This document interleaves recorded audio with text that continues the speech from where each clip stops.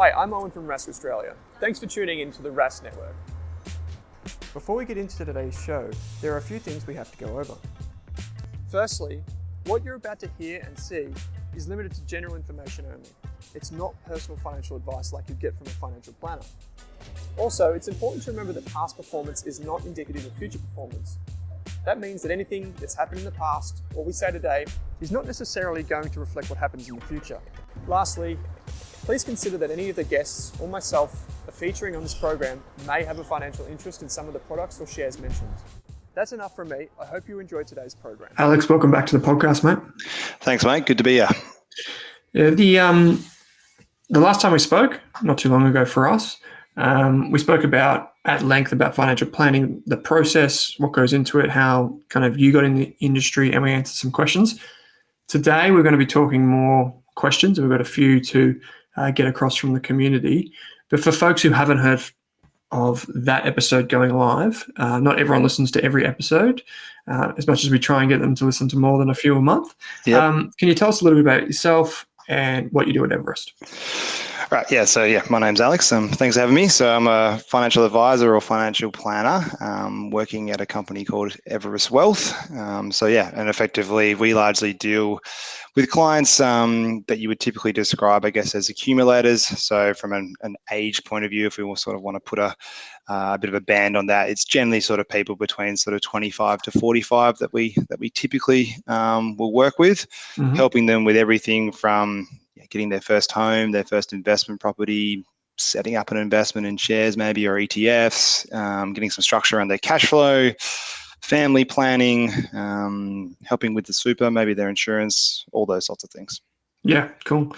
So one of the questions I did ask you last time was like to step through the process end to end. But I'm curious, like as people go through this, as clients come in, whether they're singles or couples, whether they've got kids or don't have kids, I'm curious, like what part of it you enjoy the most and who do you enjoy working with? Like, is there a particular group of like clients or people that you see come through the door and you're like, okay, this is going to be good?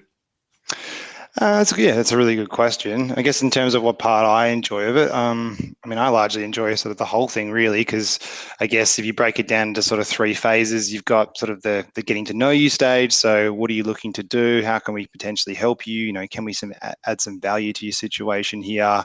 And then basically agreeing on whether we can do that or not. And then if that's the case, moving into the next step, which is where we get into the strategy stage. So this is where we're sort of crunching the numbers, coming up with some different ideas and pathways, talking you through that. So do you like this idea? Do you like this idea? Yep, I like a bit of that, but can we mix these two things together? So that's normally pretty fun, the strategy meeting or the strategy stage of the planning process. And then the final thing is then basically summarizing that in the financial plan and then putting it back to you around, okay, cool, we've added some things in, we've taken some things out, but I'm pretty happy with the 5 things we've got in place going forward.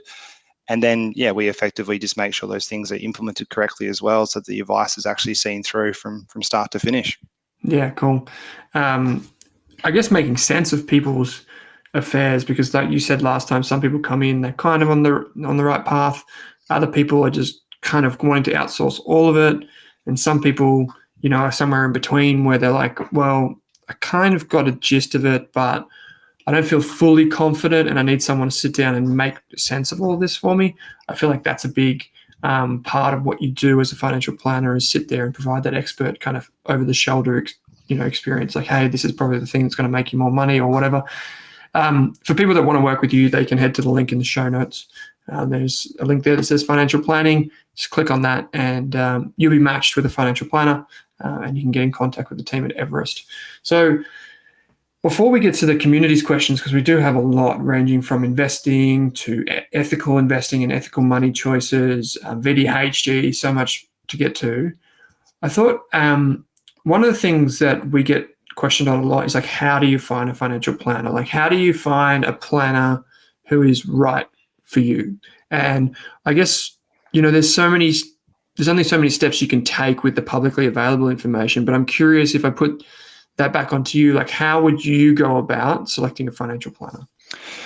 Yeah, look, it's tricky. And there's less and less of us these days as well. So the numbers have been sort of coming down over the last sort of 5 years or so in terms of financial advisors that are active out there in the marketplace.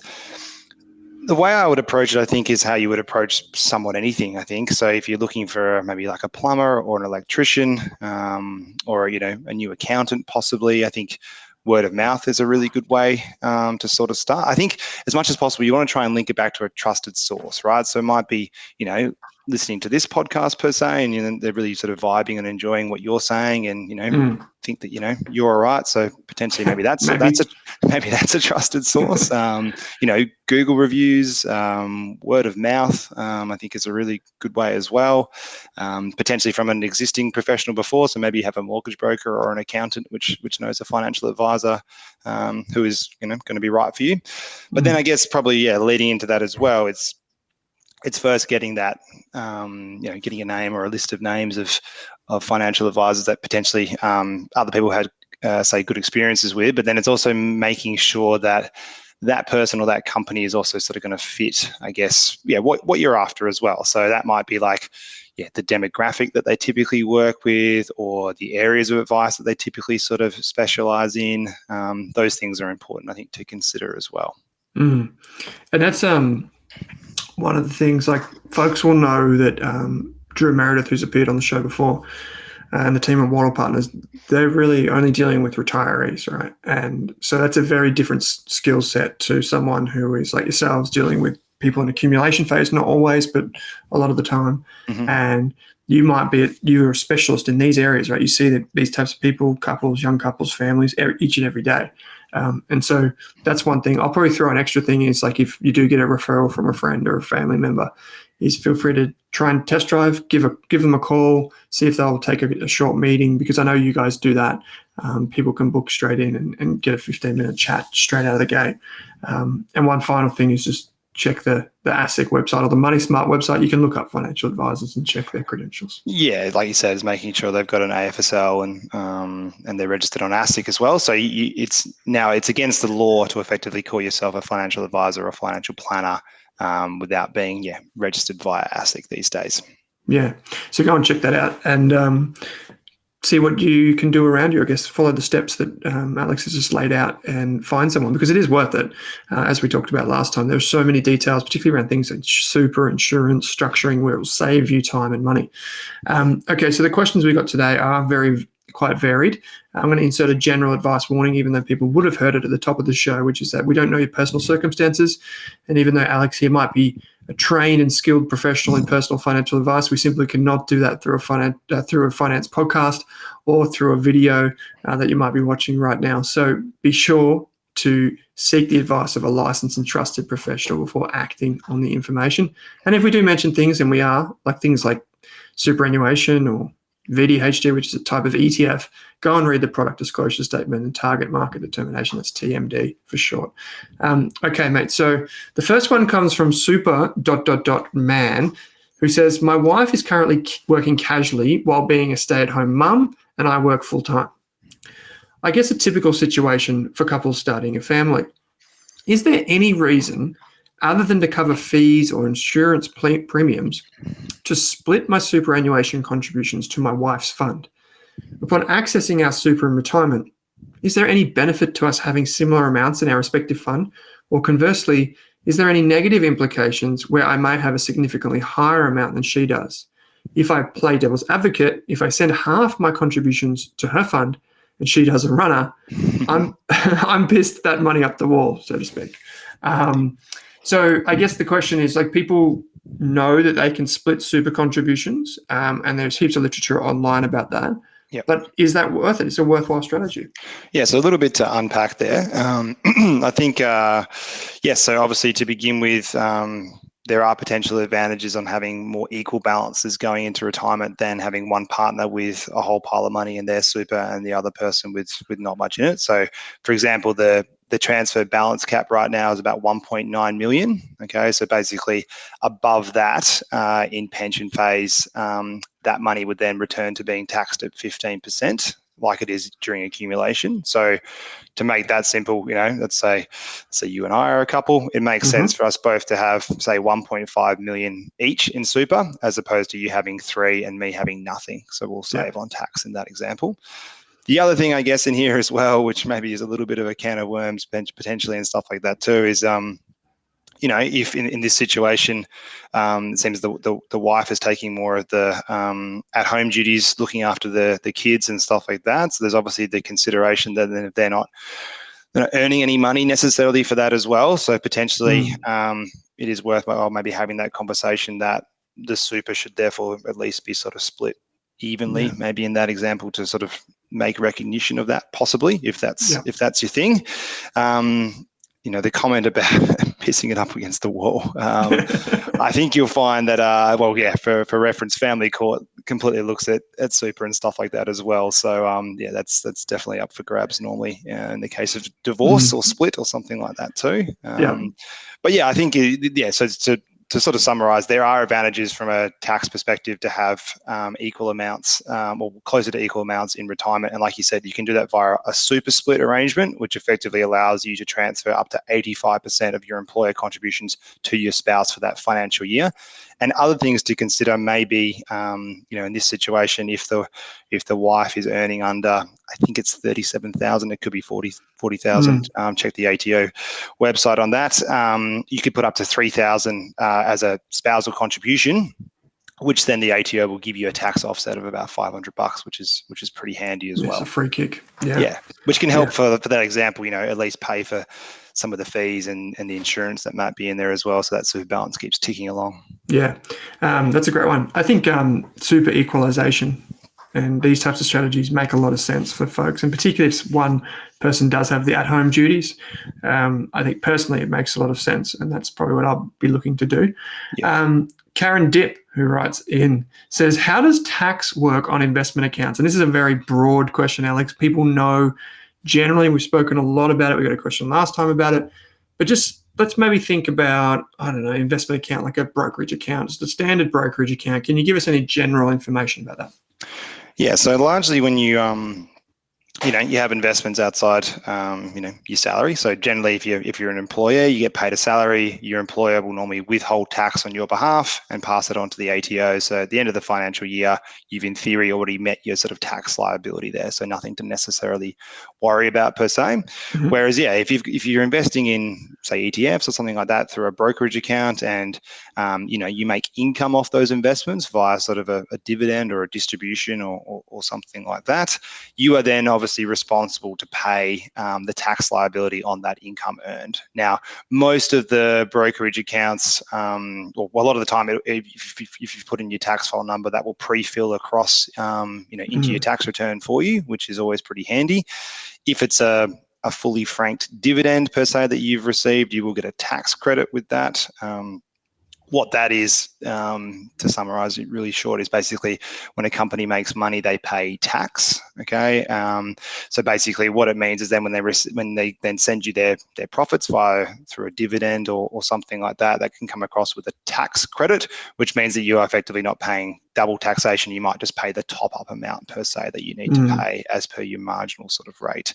Does that kind of answer that? Is that kind of what you were looking for there? Yeah, I think so. I think that's what Karen was looking for. Is just generally speaking, is like you've just got to be aware of the income you're receiving and the capital gains. And I think some of the tools that people could use here, if they don't already, are things like ShareSite or Navexa. You just plug that in, and it can help you record transactions or dividends that you receive in your investment account, and you can produce a tax statement at the end of the year. If you're investing in ETFs or managed funds, they'll send you a tax statement. It's typically, like August each year. Oh, you would, if you're lucky, October sometimes. August being generous to them, like that's quick. But so you generally have to wait a couple of months in order to do your tax return. in that respect, unless you know it all already, which is rare, but you generally have to wait. So there's heaps more information, Karen. There's actually a guide on our website, Tax on Shares. So if you just Google Rask Tax on Shares, it explains everything, including the pre-fill service that Alex was referring to. Yeah, and at the end of the day as well, like as I said, there's lots of educational, resources available and stuff like that as well, which we would encourage everyone to read and give a try themselves. But potentially, again, if you still can't quite figure it out, or you're still not quite sure, it may be worth just going to your local accountant and paying sort of $300 to get your tax return done, learn a bit how to do it, and then potentially the next year, then you can do it yourself as well, because it is important that you do enter it correctly. For sure, it is. For sure. And the ATO pre-fill is not always 100% correct. So make sure you check all that as well. Musing Money Morals, so this is an interesting name, writes in and says, how do you consider ethics within your financial decisions when your financial goals might include making choices against your morals? So, for example, investing in BHP, which has fossil fuels, or using an investment property as an Airbnb during a housing crisis. Now, this is a really good question. It's probably my favorite question for today, because I've actually heard of people recently who have investment properties, Alex, who are strongly considering simply selling them because of all like the growing concerns around housing affordability, access to rentals and these types of things. Like people that have houses that they kind of as a holiday house or a beach house, they're actually like, well, yeah, maybe I do just get rid of it and just put that in an index fund or something like this. That's like one aspect of it. How do you consider that as a financial planner? Yeah, it is. It's 100% something that we do consider as part of our process. So when we're filling out our risk tolerance questionnaire, which basically decides, how much risk you want to take on versus return, to sum it up quickly, as part of that questionnaire, we have a series of sort of ethical questions. So basically, would you be comfortable investing in fossil fuels? How do you feel about XYZ? Are you comfortable paying potentially higher fees for an ethical option versus, sort of cheapest and best performing per se? And then basically when they come in for their strategy session, we discuss those answers. Okay, that's how we would discuss those answers with you.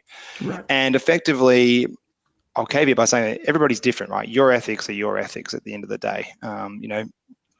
Myself and yourself, we might have very similar ethics per se, but they're never going to be exactly the same. We're never going to agree on, every single scenario, exactly how we would sort of handle that or how we would feel about that ethically. So what we do, I guess, from a super fund perspective, okay, when we're dealing with clients that have opted for, they want to see the ethical options per se, it's firstly about looking at getting the underlying investment correct. So they may be a high growth investor per se. So making sure that asset allocation is correct. Okay. And then it's discussing through the ethical options. So what we generally do is sort of give, present to you sort of three options that we think are appropriate, and then also high growth in this example. And then what I actually get clients to do, or what I present to you is their ethical charters. Because at the end of the day, like, just to simply be, or to say you're ethical, right, it doesn't really make sense. It's quite an ambiguous term. I'm sure most people like to think they are ethical, but again, as I said before, most people's ethics are going to vary. So if you're going to, if you're looking to invest ethically, it's important that you look at the ethics of the fund or the investment option that you're thinking about, and making sure that actually marries up with what you believe in. I.e., for example, there will be a lot of ethical funds out there which will have FMG, okay, which is a miner, okay. They do iron ore, they dig stuff out of the ground. The reason it's in some ethical funds, though, is they do have they are investing a lot of money in green energy, okay. So they're trying to do a lot of stuff, and that's right. So they effectively, therefore, under their own ethics of that fund, deem that is actually an ethical option. But other ethical funds might be like, well, they still dig stuff out of the ground, so absolutely no way are we putting them, in our portfolios. And that's, again, comes down to the personal level, because I might sit here being like, yep, I'm comfortable with that because they're trying to do a lot of work on the renewable side of things. But you yourself, Owen, might be like, but look, they're still digging stuff out of the ground, so that's ethically, I'm not comfortable with that.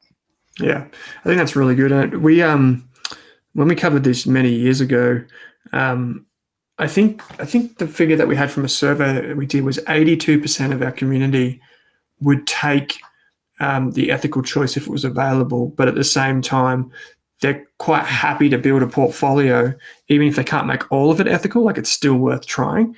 And I think that's kind of the state of play, right? Like you said, everyone's ethics are different. Like, you have, I think ASIC started to crack down on this whole greenwashing thing. Yeah, I won't touch that. But yeah, there are some there are a lot of funds that are calling their funds sustainable or green or ethical. Which then if you look at and that's why I would encourage you to look at the top 10 holdings and to really read that charter, what they actually stand for. Because I have had instances with clients where they've come in and they're already saying an ethical option, and then what I'll do is run through the charter and run through the top 10 holdings, and a lot of the time they look at some of those holdings and go, hang on, that's not ethical, or I don't think that's ethical. So then they've changed, obviously, as a result. Yeah, and it's pretty easy to do. Just head to their website, and a lot of you can really drill down into the detail on the ETFs and some of the funds. They'll tell you step by step what they're looking for, at what time, at what stage of their process. And the other thing, if I can just add to that quickly too, like particularly in the super fund space, there will generally be quite a disparity in fees between ethical options and say, best practice options. So it's also having that discussion with yourself, and sometimes again, real life examples, you might see the difference in fees and go, oh, that's quite a bit more money to actually pay for that ethical option. Look, what I may do instead is actually now say donate some of my money every fortnight to my own specific charity, and I'll make up for it that way per se. I've actually seen that happen a few times too. So it's making sure you just look at the landscape, read the charter, look at the top 10 holdings, look at the fees, and at the end of the day, it is a completely personal choice in terms of which way you go. The kind of governing body for this is RIAA. You can go to their website and they have information on some of the funds that have passed their process. But again, it's like it get tested against a set of rules, and that's what. And those rules may not, they may not match your rules, right? As well. Yeah, exactly. And that's why I think it's better to refer to these types of things as sustainable investments, because that's typically what they are, socially aware. Whereas ethical is I always defined ethical as more personal, and sustainability can be measured. Socially aware, it's not as easy to measure, but it's kind of objective. And so those I guess labels are more familiar to me. There's some great information online. We actually have, I don't want to keep plugging everything, but we actually have a free ethical investing course, which is available on Rask. A few thousand people have taken that, and it goes through some of the companies, how to look at if you're doing share investing, how to find out what is their carbon footprint, all those types of things. So go out and check that free course out. Just quickly, I might ask a follow-up here. How about do you ever educate people on ethical investing choices when it comes to consumer products or charitable giving, outside of just investing in ETFs or shares? Is there other things that you take into account? Yes and no. Again, it comes back to, I guess, the importance of the individual in front of us in terms of what they're looking to do. So I guess to that example I sort of gave before, in that I've had clients before where they potentially want to go the cheapest and the best performing option, but then understand that that's going to sort of free up some other cash flow that they're saving in fees, that then they can pick their own specific charity that's quite important to themselves too. So there's a lot of ways I think that you can do it. I mean, the good thing in the more personal investing space with, say, some of the ethical options, like that fee disparity is a lot tighter, okay, because there seems to be a lot more competition. And I think we are now starting to see that in the superannuation space as well, with a lot of the industry funds now bringing out an ethical option and stuff like that too. Again, it's obviously important to check the holdings and the charter, but I think we will see those fees come a bit closer to the more sort of standard options going forward too. Yeah. Claudia wrote in and said, I've missed the shows in my area, and I think they were referring to the recent Rask events. Do you offer virtual attendance? We did for our Sydney event, Claudia. We will be coming back around town, chances are near you, sometime in 2024. At the moment, it looks like we're going to be doing Melbourne in the first quarter of 2024. So that's the Melbourne event. Then there'll be Perth, by the looks of it, which would be great. We'll go over and see Alex and the team. And hopefully Alex and the team will be at all of our events. That's the plan, hopefully. That's the plan. And then we will do somewhere around Brisbane or Sunshine Coast, because that was highly recommended amongst the community. And finally back to Sydney. So 4 bigger events next year. We might also do smaller meetups around town, but in regional areas. I'd love to get to Canberra and Darwin next year in particular. So keep listening to the podcast. Stay tuned. Visit the Rask Media website, where we've got all the information on our events, and you can register your interest there. You can also just write into us and tell us where you think we should have an event in 2024. We've got a few big roadshows planned, so keep your ears to the podcast. Kevin wrote in and said, This is a good question too. It's my second favorite of the day. I currently invest in VDHG as my only investment. I am 48 and thinking of adding something that has a bit more yield. So they've looked at the Vanguard High Yield Shares ETF, which is VHY, many people will be familiar with, so I can get income. Is this a wise move? Now, I'm going to add a little disclaimer in here, Kevin. You've given us a lot of information. You've said how old you are, and you've said you've only got one investment. Now, what we can say is we can speak generally about maybe VDHG, and we can speak generally about VHY and what it's used for, but we can't tell you what's right for your situation unless, of course, you go through the financial planning process, in which case Alex could give you one-on-one advice. I cannot, but Alex could. So go and speak to your financial advisor if you're confused about what we're about to say. In short, Alex, VDHG, thinking of adding something like VHY to it. Yeah, look, like you said, we obviously can't speak to Kevin's personal situation, so I'll obviously speak broadly around that. I think when you're having this thought around, growth versus income, it's always important to think about your time frame first and foremost. Okay, so maybe this, at 48, you're potentially looking to retire, very shortly. Okay, but 48 again is by no means old or anything like that. So it's potentially you still plan to work for another sort of 20 years, which is quite a decent time frame. So when we're thinking, first and foremost, it's thinking about time frame. Around sort of framing that per se is sort of 10 years plus, I would consider sort of long term. Inside sort of 10 to 7 years is more sort of short term. Generally speaking, when you're looking at long-term, higher growth investments like shares or property tend to have always outperformed, say, a more defensive asset like cash, okay, which is a more defensive asset. Inside that, again, it sort of depends. There's a lot more sort of volatility. So I know this is a long ways in terms of getting into this question. I'm just trying to sort of, frame it first and foremost, because VHY, right, is more aimed at income, okay? So it's more of a defensive play. However, it obviously uses equities, okay? So you are going to get some capital growth there. That's it. So it sort of comes back to, again, thinking of what you're basically looking to do. So someone who's looking to, say, retire or pause work or needs a passive income or more sort of certainty of money coming in, VHY would be a more sort of appropriate product possibly. Whereas, VDHG is more looking to potentially, say, maximize that longer term return, because a lot more of the assets are going to be in shares or property, and particularly, say, more sort of growth shares as well, which typically don't pay as much income, but you're going to get a much better capital growth theoretically off those options as opposed to sort of VHY. I actually, I can relate to the situation, and I appreciate your response there, framing it, because it is important, right? It should start with the end in mind. Like, what are you trying to get to? Yeah.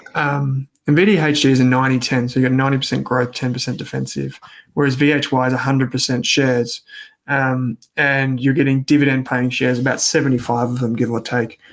The benefit of VHY is more so, in my opinion, in retirement itself, because it has, inside of it, it actually has a tendency to target tax-effective income. So it's trying to capture those franking credits, which means you have to hold the underlying investments for 45 days. So what it does is it's trying to benefit retirees who can receive franking credits but also want consistent income. Now, if you couldn't receive the franking credits, it's almost not as worthwhile. To be sure, like, younger people can receive them as well. It's just not as prevalent in their investment strategies. And so what this means is, like, any investor out there, when they look at total investment return, which adds up the income and the growth over time, you might find that VHY slightly underperforms VAS, which is just the standard 300. But if you think about franking credits as well and the need for income, it may actually, in effect, be a good option to increase that income a bit. One of the problems, I might add one more thing and throw it back to you here, mate, is I actually think maybe Vanguard didn't really think it through. We did an interview with them recently with VDHG where I asked, like, why are they managed funds inside of VDHG, not ETFs? And they said, well, they just kind of weren't available at the time. Because one of the reasons that it makes sense to have ETFs inside, I think, is that in time you might be able to split them up. In which case, like let's say you get to retirement and you've got $2 million in VDHG because it's the only investment you've ever made. It might be quite difficult to break it up. You might have to sell some and incur tax in order to lower your risk profile or the risk of your portfolio. Whereas with an ETF, you may have been able to do a transfer out, which may have been more effective for some people. So I don't know. That's just an interesting thing I think about. But sorry, I cut you off. No, that's all right. I think that's getting relatively complex, but that is a good point in that, VDHG is an ETF of managed funds. It's not an ETF of ETFs like, say, DHHF is, as an example. So there are some differences in tax potentially in terms of how it's treated. And VDHG, for argument's sake, potentially isn't the most tax effective structure versus a more pure sort of ETF play there. I was just going to add in as well that given where interest rates are now and things like that too, good point. If you are potentially looking to chase income, a high interest saver or bonds potentially are maybe something to consider too, given that, I think you can get, I saw the other day in Macquarie, you can get like 5.5% in their say, that's guaranteed. Whereas obviously, VHY, it's chasing yield through dividends, but it is going to have that capital aspect because it's made up, like you said, of 75 Aussie equities as well. Other thing to that too is, in this, again, hypothetical situation, if you're looking to maybe add VHY then to your portfolio, you are potentially going to obviously increase your exposure to Aussie equities too.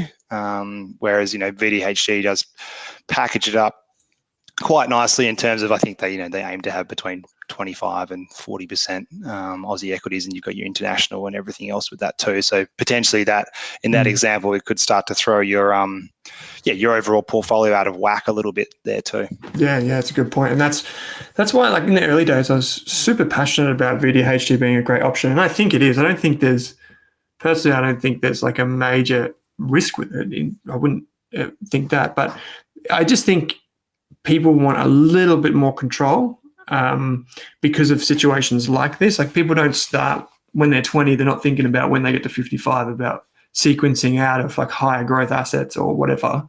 But as you get nearer to your goal, you might want to put in place other steps. Like maybe you do build up your bonds, as you said. Like bonds are providing really good potential income return over the next few years.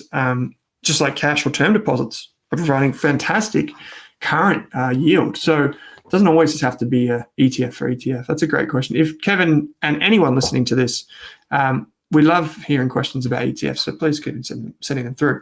Mountain Man says, if I take out an equity loan against my investment property, the interest I pay for the loan, is it tax deductible against my personal income? So Mountain Man is effectively asking here, we've spoken about this loosely on the show before, but if someone has a loan, like in this case, it's against an investment property, I'm assuming what they're saying is they're going to redraw some of that and invest it in, say, ETFs or index funds or something like this.